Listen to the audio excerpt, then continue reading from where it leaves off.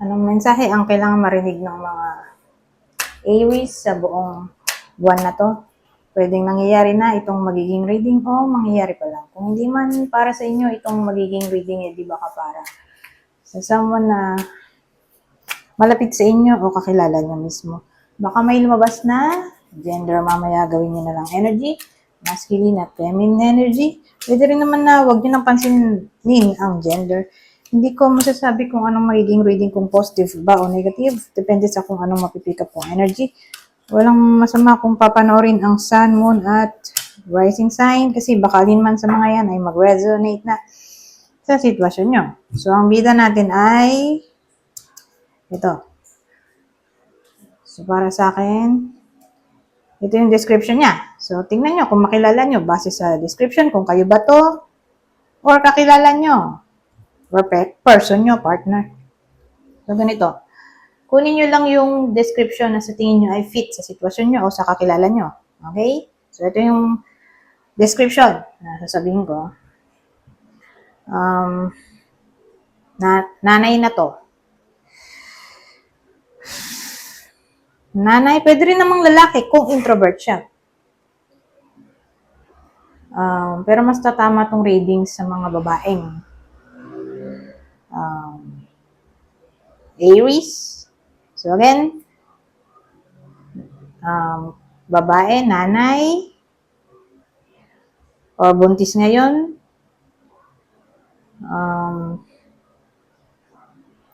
mayaman. Kung hindi, kasal pa pala, kasal, mayaman. Kung hindi mayaman, edi may business. Kung walang business, edi may trabaho. Kung walang trabaho, edi pensionado. Pwedeng senior, 60 years old and above. Boss na, pwede ring boss yung bida or boss nyo to. So again, kunin nyo lang yung clue na sa tingin nyo ay fit sa sitwasyon nyo o sa kakilala nyo. Hindi man para sa inyo. So anong meron dito? From 10, naging 9 ulit oh. So probably nangyayari, teka lang. Nangyari na to sa past na para bang kinakatakot ulit ng iba sa inyo. Parang uulit lang ulit yung kinakatakot ba? Kasi nag-end na siya sa past eh. So again, mukhang uulit siya at babalik yung fear. Ano kaya itong ending na to? Or crisis sa past na uulit na parang kinakatakot ng iba sa inyo. Na baka umulit or uulit talaga.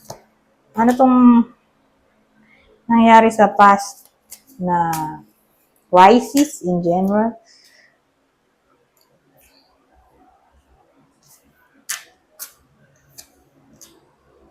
Maganda naman yung lumabas na ka.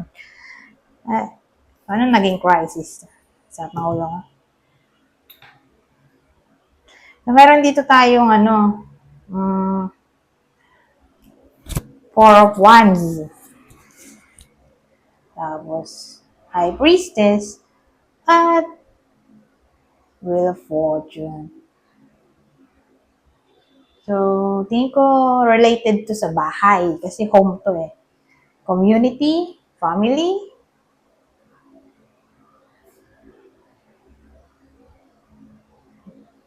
na parang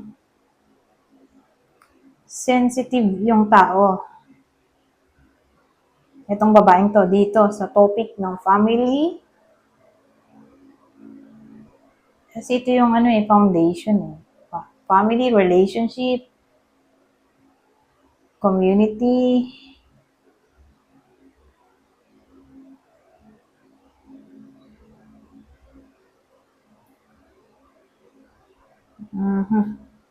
o sariling happiness.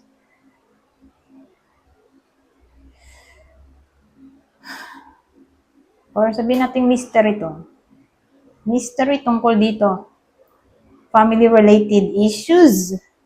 Pwede.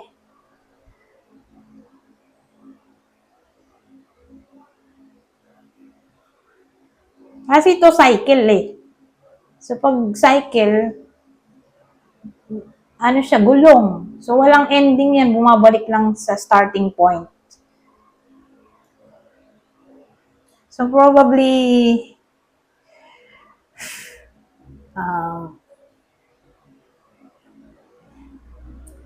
mystery regarding family issues. So, dati na nangyayari, ulit lang ulit. Pero itong High Priestess, pwede rin kasi siyang cheating, actually. Cheating card din nga raw yan. Isa rin siya sa cheating cards. So, tarot. So, probably, cheating sa relasyon na nangyari sa past na nag-end na parang ikakatakot ulit ng bidang to na baka umulit or siguro napapanaginipan na niya na baka umulit ulit sa cheating yung partner niya or nagwo-worry siya na baka umulit nga ulit yung cheating na nangyari sa past. Cheating sa partner niya. Partner niya yung nag-cheat. Ngayon, ang maganda, nandito yung Chariot eh. Okay? Walang dapat ikabahala kasi ang Chariot, hawak-hawak niya yung tali. Tali nung mga to. So, usually ito yung kabayo or tagahila ng karwahe niya. So, sa madaling salita, yan yung card ng control dahil sa tali. So, don't worry. Kasi, kontrolado mo pa rin ang future. Okay? Or yung partner mo. So, kung sakali man na makakutob dito sa High Priestess, yung iba sa inyo, o makakita ng red flags, bantayan nyo na yung partner nyo. Okay? So, para lang to sa selected few people na babae. Or lalaki, kung introvert siya. Na, yun nga, kung sakali makakita ng red flags or makapanaginip sila about dito sa possible cheating, gumawa na sila ng paraan para hindi na mangyari to, di ba? Kung baga, ano mo magagawa ng paraan niya? Mag-observe. Di ba? Huwag naman masyadong OA or obvious. Pero maganda kung mag-observe. Mag-observe muna, di ba? Sa kinikilos ng partner.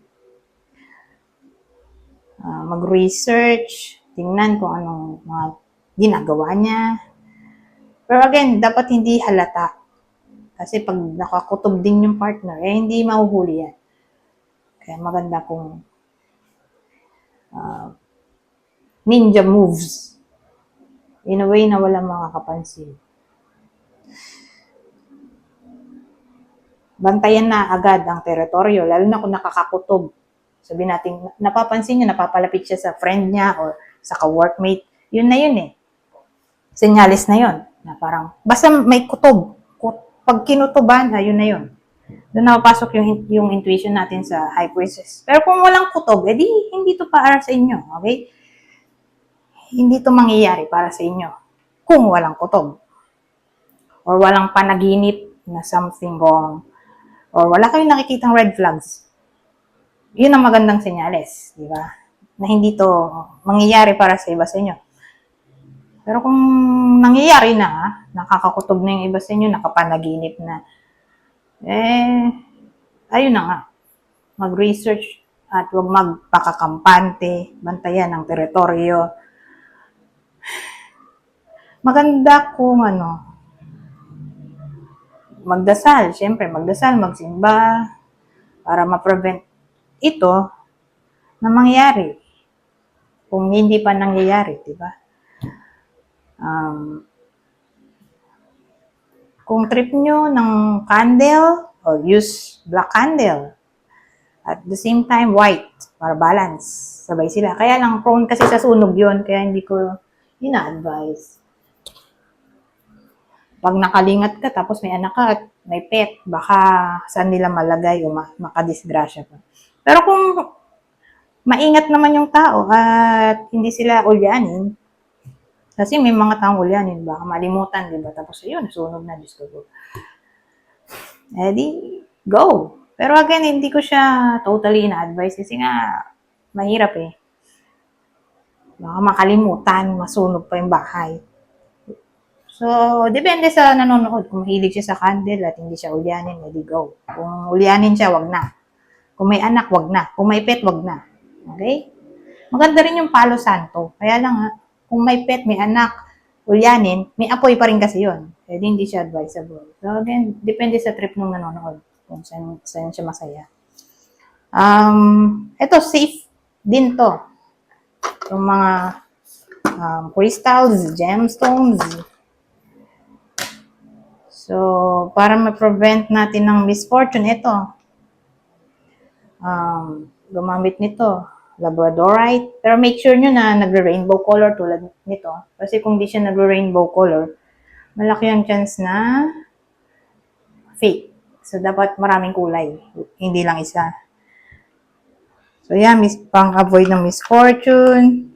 Ito, tiger eye. Ganun din, pang-avoid ng misfortune. May garnet pa ako, kaya lang, layo kasi.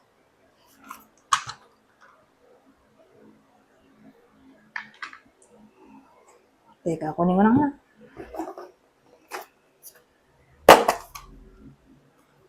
Ito, garnet. Kaya lang mukha siyang black, pero dark red yan. Ayan, baka trip nyo. Kung may ganito kayo at nalimutan nyo meaning, ito, ilabas nyo na. At gamitin na. Siyempre, mag-set ng intention. Mas maganda kung gamitin na buong month para sure. I-attach nyo na sa sarili nyo. Mas maganda kung i-attach. O ilagay nyo na lang sa kwarto nyo kung ulyanin kayo at napatamad kayong ilagay sa katawan. Ilagay nyo na lang sa kwarto nyo. Hawak-hawakan nyo na lang minsan-minsan. So, yan yung mga pang-prevent ng misfortune. Ano pa bang pang-prevent ng misfortune? Dito sa ko. Mga, anting-anting ko.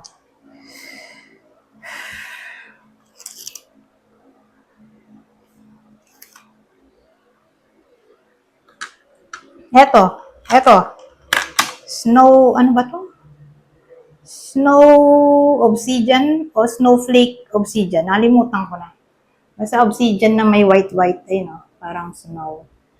Pang to pang alis ng bad habits. So, bad habit ang cheating, di ba? So, maganda rin itong ilagay sa kwarto. Nakasama yung kung saan natutulog kayo ng partner para matanggal yung bad habit ng partner. So, obsidian, ano pa ba?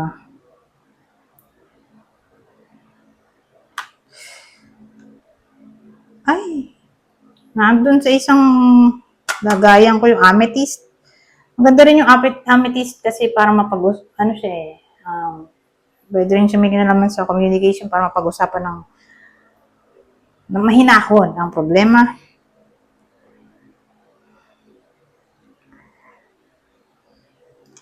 Rose quartz, di ba? Itong rose quartz ko, syempre, ito yung pinaka-the best na crystal o gemstone para sa love. Pang-attract ng love o pang-reconcile. Para maayos yung relationship. Yan yung pinaka-the best. Rose quartz. Ano pa ba?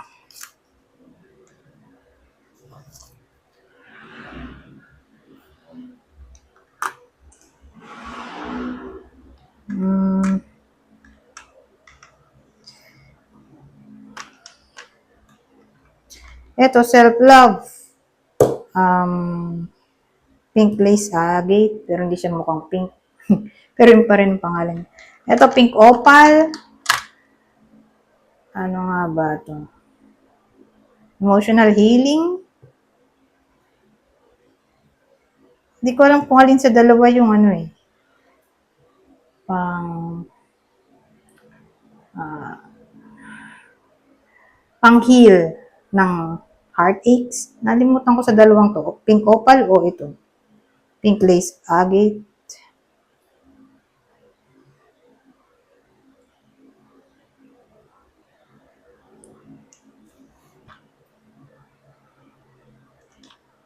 So, yun.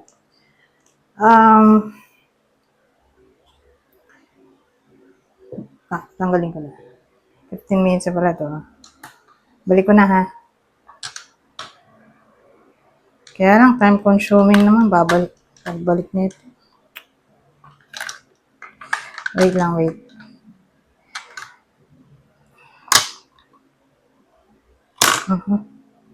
Madali mode na ako. Eto rin eh. Sa love rin to eh. Mga track ng love.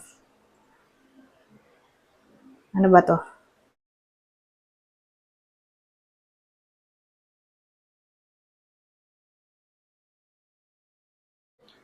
Anyways, so depende sa trip nyong stone. Okay? Bahala na kayo. Kung kulang sa budget, edi ang bilhin nyo ay yung pinakamura. Yung wala pang 100.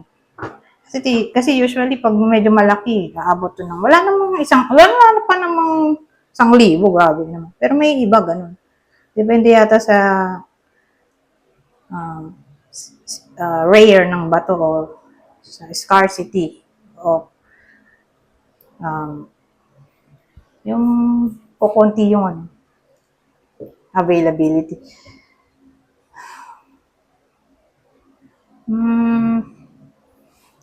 So, yan. Yun yung pwede nating pangontra. Saka asin. So, yung asin, hanapin nyo na lang sa internet kung paano gamitin yung asin. Pangtaboy malas. Maglinis ng bahay. Siyempre, para ma-refresh yung energy. Anyways. So, yun yung mga method na sa tingin ko makakatulong sa iba sa inyo para ma-prevent ang misfortune. Sana nga, hopefully, ay makatulong yun. Pero again, hindi siya 100%. But somehow, di ba? Who knows? May baka makatulong. Pag gagamit kayo ng gemstones, make sure nyo na i-cleanse din yon gamit ang Palo Santo. Kaya lang nga, baka makasunog. So, mag-ingat na lang. Cleanse ng Palo Santo or yung iba kasi binababad nila sa tubig, ayoko. Baka masira yung stone. Lalagyan nila ng asin. Ako hindi ko ginagawa yun. Yung iba naman binababad sa init ng araw. Kaya lang sobrang init sa panahon ngayon. Iba yung init ng araw ngayon kahit hindi summer. Mainit talaga. Baka masira rin yung bato. Kaya ang ginagawa ko, once a week, lalagay ako ng Palo Santo. Pinapausukan ko sila. So yun, saka gumamit din ng selenite. Yung akin dito, peach selenite. Mas malakas daw yung white.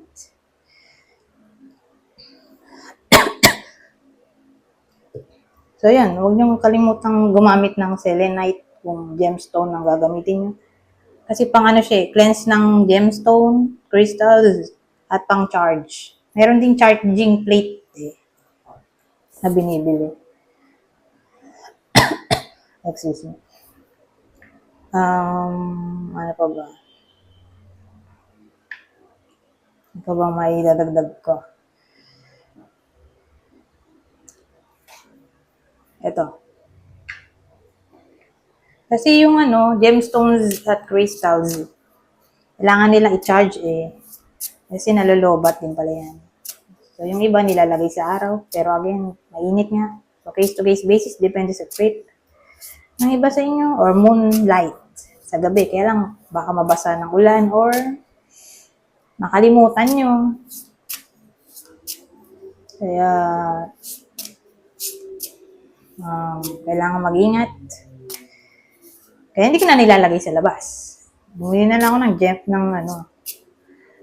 selenite pang charge. Kaya lang kailangan mo rin siyang i-clean, di ba? I-cleanse. Kaya lahat sila, kini-cleanse ko na lang ng Palo Santo. Anyways, ito, basahin ko na lang itong part na to. Kuha lang ko ng 3. Okay? So, basahin ko na lang para mabilis. General advice na to for the whole month. Clarity. So, sabi, uy, ito yung sinasabi ko yung candle, oh. Clarity. Light a candle for clarity. Illuminate the path to your desires. So, na-advise pala talaga mag-candle lighting for clarity. Pero, again, nakita nyo may apoy, ha? Madalas, ito yung pinagmumulan ng sunog. Kaya mag-ingat kung gagamit ng candle. Okay? Pero hanggat maaari, wag na sana gumamit niya na nakakatakot. Ang makasunog pa. Tag-summer. Tag-sunog pa naman ngayon at summer, di ba? Enlighten. Illumination is near. A period of enlightenment and clarity awaits. Oh, clarity.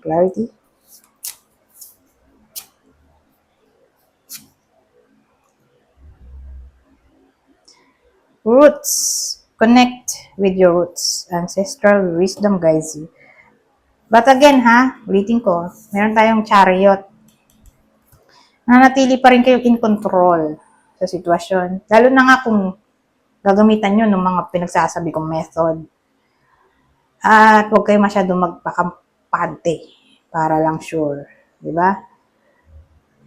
Saka ito is self-discipline din naman to. Self-discipline, self-control. So, sana, huwag matukso yung partner. Diba? Yung lalaki. Or kung matukso man siya, ay matauhan din siya agad. Hopefully. Pero tingin ko, nasa panig niyo pa rin ang kapalaran at chariot nga to. Ito ay card ng victory, success. Okay? Anyways, hanggang dito na lang. Goodbye. For now.